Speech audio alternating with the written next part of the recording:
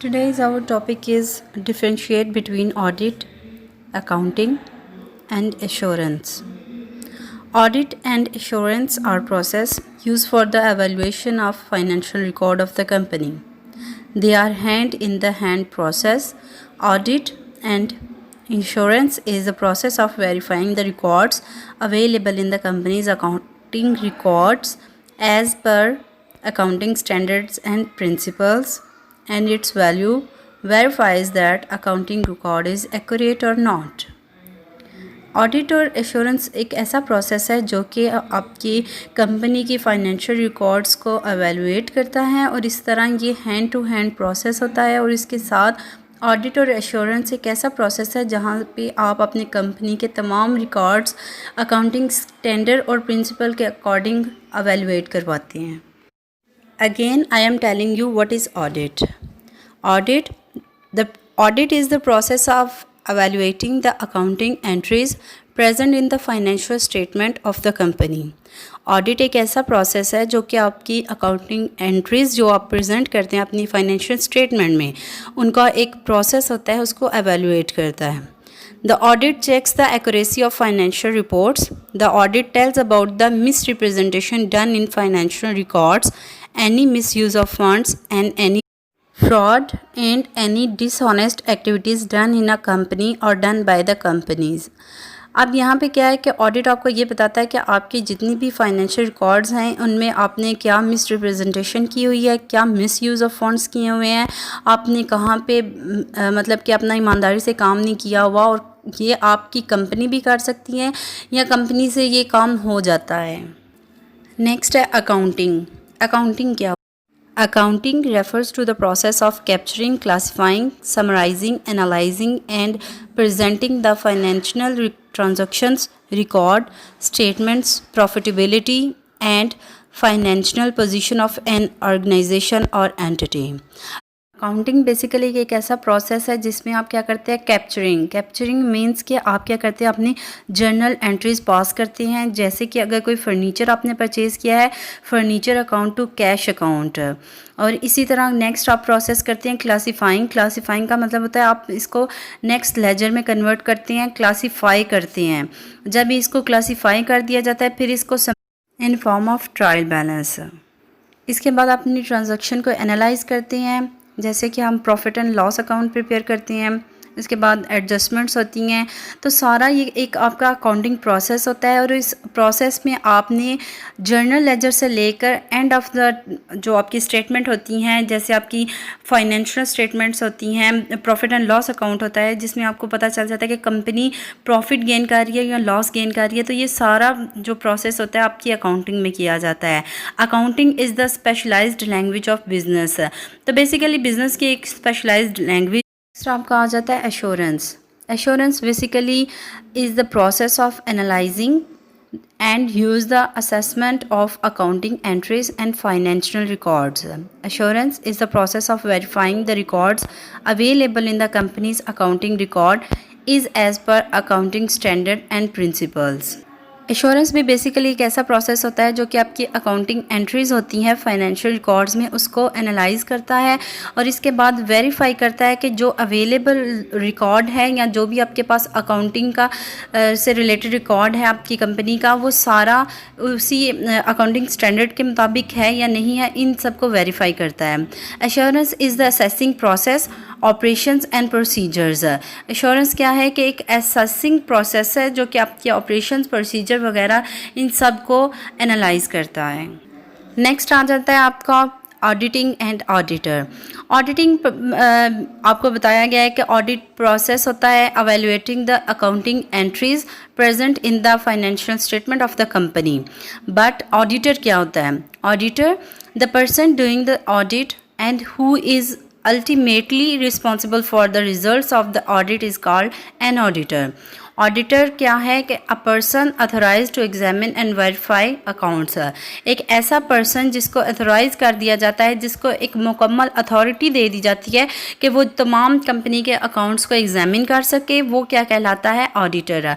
One who here's और lessons, एक ऐसा बंदा जो सुनता है और सुनने के बाद उसको एनालाइज करता है, एक रिजल्ट परसीव करता है, वो क्या कहलाता है? ऑडिटर। ऑडिटर क्या होता है? Auditor is not bound to be defective or to approach his work with the foregone conclusion that there is something wrong। अगर आपकी फाइनेंशियल स्टेटमेंट्स में कोई गलती हो रही है, कोई मिस्टेक की हुई है या आपने कोई फ्रॉड किया हुआ है, तो उनकी बेसिस पर ऑडिटर कभी भी कंक्लूड नहीं करता।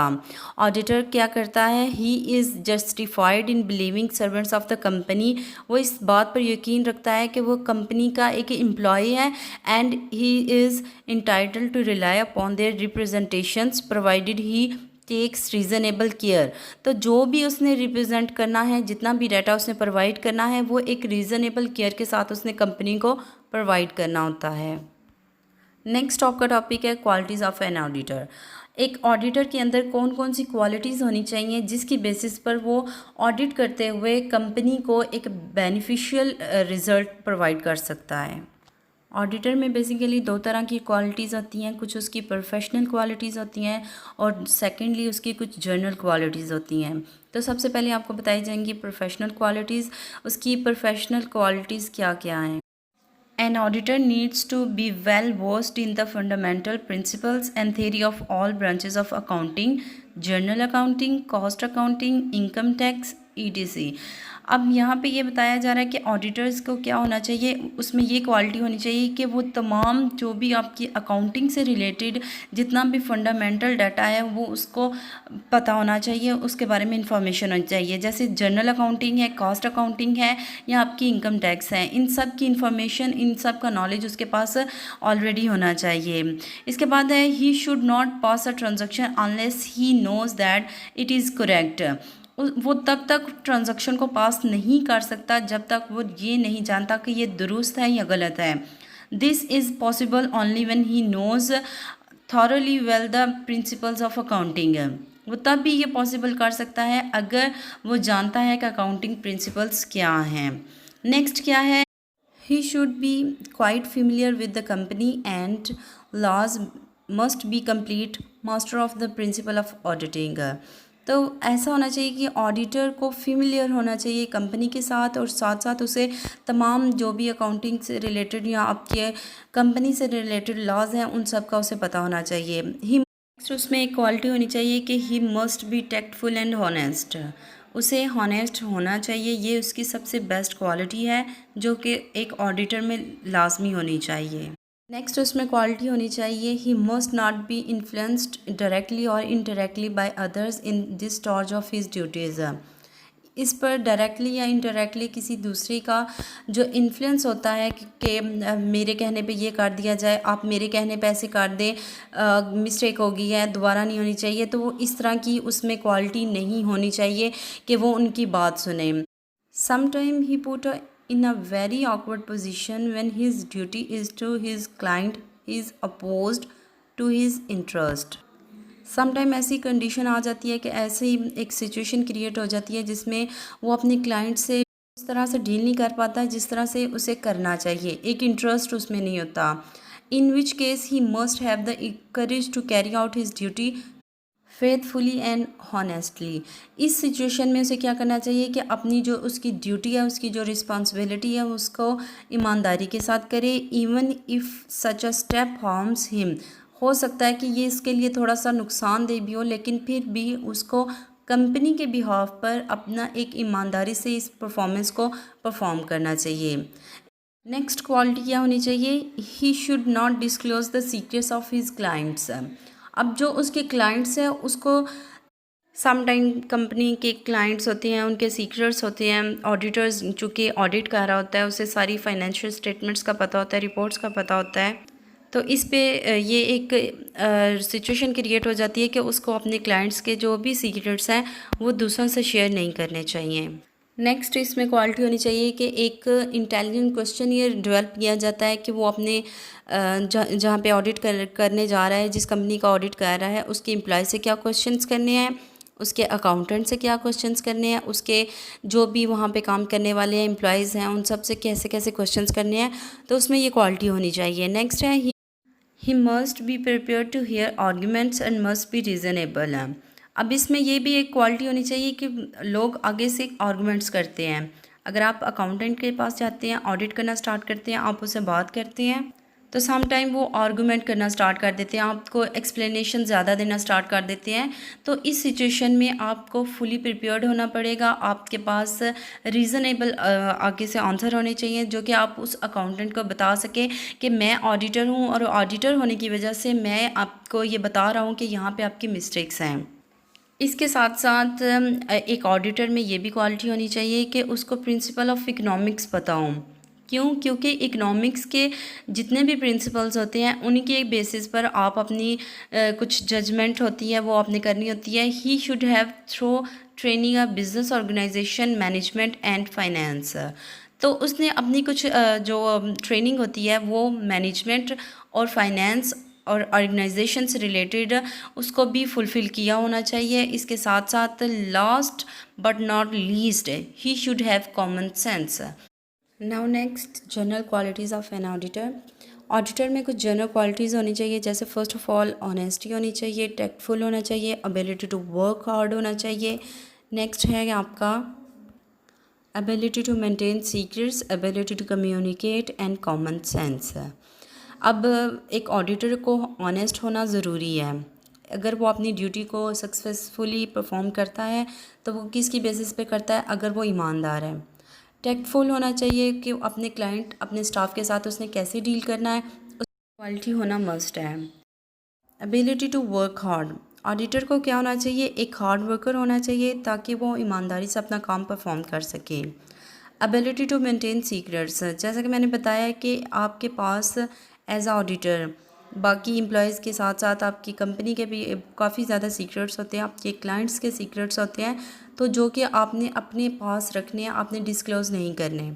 एबिलिटी टू कम्युनिकेट, एक ऑडिटर में ये एबिलिटी होनी लाजमी है कि वो अपने क्लाइंट के साथ कैसे कम्युनिकेट करता है, किस लैंग्वेज में बात करता है, क्लियरिटी के साथ करता है या फिर बात को लंबा करके करता है।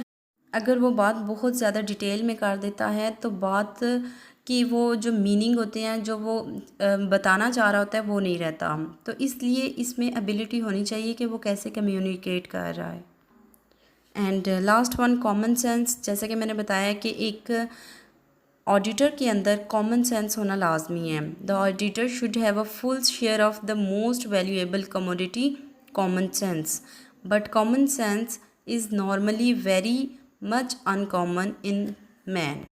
नेक्स्ट आ जाएं जी, क्वालिफ़िकेशन होती हैं कुछ ऑडिटर की जो कि उसके लिए लाजमी है कि वो सबसे क्वालिफाइड होता है और उसके बाद वो एक ऑडिटर बनता है। तो सबसे पहले है कि he must have a complete and thorough knowledge of the principles, theory and practice of accountancy. उसने फुली एक नॉलेज उसके पास होना चाहिए अकाउंटिंग का, उसके पास एक नॉलेज होना चाहिए अकाउंटिंग प्रिंसिपल्स का, और इसके साथ साथ उसने उसके ऊपर प्रैक्टिकली काम किया हो। इसके बाद the auditor should have a thorough knowledge of the techniques of auditing. He should be fully aware of new change and developments in the principles and practice of auditing. एक ऑडिटर के अंदर ये भी क्वालिफ़िकेशन होनी चाहिए कि उसको तमाम जो भी टेक्निक्स होती हैं ऑडिटिंग की, क्या ऑडिटिंग कैसे करनी है, वो सारी उसको पता होनी चाहिए। इसके साथ ही should be fully aware new changing and development, जैसे जैसे न्यू डेवलपमेंट होती जा रही है उसे वैसे वैसे उन सब के बारे में पता होना चाहिए। The auditor must be familiar with the computer accounting and other automatic machines devices use in the office. Office में यूज़ होने वाली जितनी भी ऑटोमेटिक मशीन्स, जितने भी डिवाइसेस हैं, उन सब के बारे में ऑडिटर को पता होना चाहिए और वो उसके साथ फेमिलियर होना चाहिए, मींस के उसको यूज़ करना आना चाहिए ताकि वो आसानी से उनको यूज़ कर सके। In addition to the knowledge of the commercial laws, an auditor should have a thorough knowledge of the various provision relating to the income tax, wealth tax and gift tax। तो जैसे जैसे आपको पता है कि income tax, wealth tax या आपके जो भी गिफ्ट टैक्सेस होते हैं, इन सब के बारे में भी आपके ऑडिटर को फुली नॉलेज होना चाहिए। इस नॉलेज को क्या है कि जैसे ही आपकी फाइनेंशियल रिपोर्ट्स तैयार की जाती हैं तो आपके टैक्सेस को भी रिकॉर्ड किया जाता है, तो उसके पास इंफॉर्मेशन होनी चाहिए कि वो किस किस्म का टैक्स लगाया जा रहा है या कौन सा टैक्स वो रिसीव कर रहे हैं या पे कर रहे हैं। इन तमाम क्वालिटीज़ एंड क्वालिफ़िकेशन की बेसिस पर एक ऑडिटर एक अच्छा ऑडिटर बन सकता है और वो कंपनी की जितनी भी फाइनेंशियल रिपोर्ट्स होती हैं, जितना भी डाटा होता है, उसको इजीली ऑडिट कर सकता है। Thank you for watching.